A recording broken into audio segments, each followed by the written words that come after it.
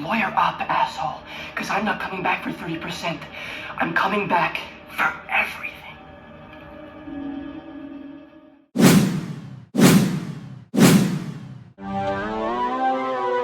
Now then, folks, how are you doing? It's James JT at the movies. I'm in the car. I'm just about to head out to go and pick Laura up and meet up with some friends for the evening. But before I do, I finished work and had a bit of time to spare, so I watched Day 24's film today. And that was Pick a Film by my favourite director. Now, my favourite director...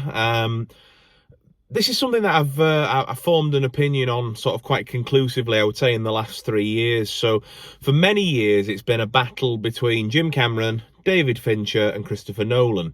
And Nolan's latest efforts have helped me sort of conclude that he's a brilliant filmmaker, but he's had more, I wouldn't call them misses, but more films that haven't gelled with me recently as much as David Fincher's have, or say Jim Cameron's have, and then it's sort of like the same with Jim Cameron, sort of really, and I suppose his lack of output recently, as well as also sort of helped me sort of cement that. And so when I sort of think about filmographies on the whole and things like that, Fincher's the one that comes out on top, which you'll have obviously guessed because the title of this video is that we're talking about 2012, I believe, The Social Network. So this is the story of the very early days of the creation of Facebook, and we follow Jesse Eisenberg playing Mark Zuckerberg, the creator and the founder of Facebook, alongside Andrew Garfield, Eduardo Saverin, and then Armie Hammer playing the Winklevoss twins. I believe Josh Pence, Luke Pence, somebody Pence, not Mike Pence, but somebody Pence was the stand-in for the other twin, and then they sort of deep faked the face in. But basically, it's the story of the idea behind Facebook and how Zuckerberg and his and his sort of collaborators came to create it, and then how he was sort of later sued for intellectual property theft, and then the legal battles when they brought in Sean Parker, and this played by Justin Timberlake, and how they ended up sort of squeezing Andrew Garfield's character Saverin out of the company and the legal battles there. And it sort of cuts between the sort of the standard narrative of them creating Facebook and it getting bigger and bigger and bigger up to their sort of millionth sort of user on the platform, but then it cuts back to these courtroom scenes and these like litigation scenes and things like that, and it's beautifully done.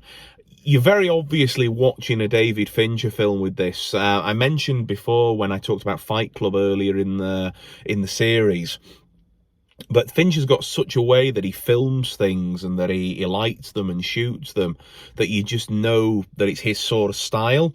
And this film's no exception to that. You know, it's all sort of quite dimly lit in places, and it's sort of, soft and warm at the same time, if that makes sense. But it's not sort of like, even like the bright light scenes, nothing sort of like pure white and, sort of burning your eyes with how bright it is, sort of thing. It's all very, very subtle and things like that, and it's just got I'm probably not doing a great job of explaining it because I'm not a cameraman, and I've not done photography or anything like that in my sort of history, so I'm probably not using the right sort of terminology, but it's just got this look about it, this aesthetic that seems to be consistent throughout all of David Fincher's films where he's had creative control, at least. So I'm not really including Alien 3 in that statement. And another sort of common trend as well is that a lot of his films seem to end on quite a sort of a downbeat or a bittersweet moment. If you think about how things like Fight Club ends, and how The Game ends, and how Seven ends, and how Gone Girl ends, and they're all sort of, either written in such a way or adapted in such a way that the endings are sort of all sort of ambiguous and bittersweet and not really great. And this is the same for this film. We find out with title cards at the end how things were ultimately resolved, but it ends on a shot of Mark Zuckerberg alone in a courtroom refreshing the computer to see whether or not his ex-girlfriend will talk to him on Facebook or not.